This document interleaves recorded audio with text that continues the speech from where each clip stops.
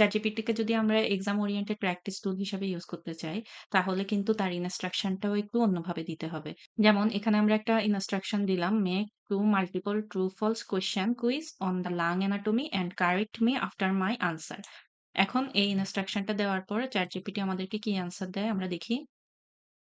তাহলে এই ইনস্ট্রাকশনটা দেওয়ার পরে ChatGPT এই দুটো মাল্টিপল ট্রু ফলস কোয়েশ্চেন তৈরি করে দিয়েছে এবং কিভাবে আমরা আনসার করব সেটাও দিয়ে দিয়েছে। এবং এখানে একটা কথা লিখা আছে, "Once you answer, I will correct you line by line like an examiner and add clinical correlation where relevant." অর্থাৎ হচ্ছে কোথাও যদি ভুল হয় তাহলে সে সেটা ঠিক করে দিবে। আবার কোথাও যদি এক্সপ্লেনেশন অথবা ক্লিনিক্যাল কোরিলেশন এর দরকার হয় সেটাও সে করে দিবে।